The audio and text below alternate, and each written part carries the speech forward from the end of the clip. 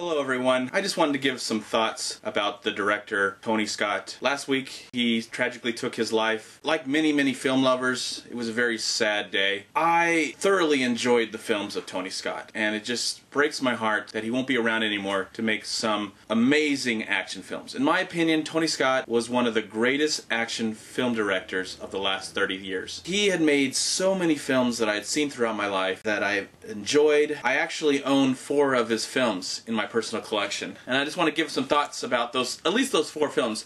I think most people will know him for Top Gun. It's a film that kick-started his career. I know he made a film before that, but it's a movie that made so much money. It's probably the film that he's going to be remembered forever and ever and ever. He was even working on a sequel at the time of his death. But I own 4 of his movies, so I thought I'd just do a quick little video talk about these 4 films. First movie I want to talk about is True Romance. Now, True Romance was written by Quentin Tarantino. It was a script that he was trying to get produced for a long time. I actually watched this movie a week ago, and I love this film. I saw this film when it first came out. I actually watched this film with the commentary by Quentin Tarantino, and he talked about how much he loved Tony Scott, and he was happy that his script was going to be directed by Tony Scott, and he talked about the differences and the similarities from his story and how Tony Scott made it. He was so grateful that Tony Scott made this movie, and I love this film. Give us really great characters, some really great action to follow. That's one thing I really like about Tony Scott. His movies, you could follow the action, you could get into the characters, you could care about them, whatever situation was, whether they were criminals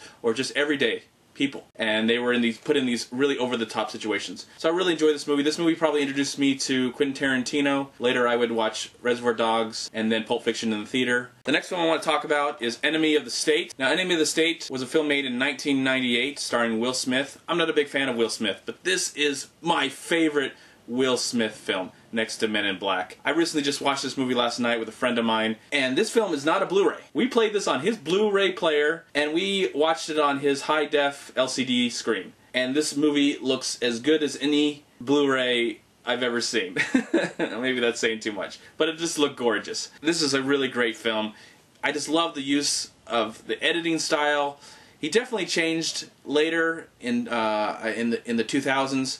But this is just a lot of great editing style. It's got a great performance by Will Smith and Gene Hackman, and there's just like a cast of a lot of people. It was exciting. It's over 2 hours, and there wasn't a dull moment in this entire film. It had a really great ending. I love this film. It just proves this is another reason why Tony Scott was a fabulous director. Third film that I have that I actually watched just right now again is called Domino. Now this film is an onslaught of stylized action and quick cuts and quick uses of sound effects and music. It may not be one of my favorite Tony Scott films, but I just love his look. I love all the color palettes he uses. This almost feels like I'm watching Natural Born Killers, just because of all the looks and the cuts and all this stuff of all this. Everything's going on really fast. This might be not a favorite of a lot of people, or it might be kind of a movie that has a lot going on and it's really hard to get involved, but I still like this film a lot, and I think this is a decent film. My final film is my favorite Tony Scott film, and that film would be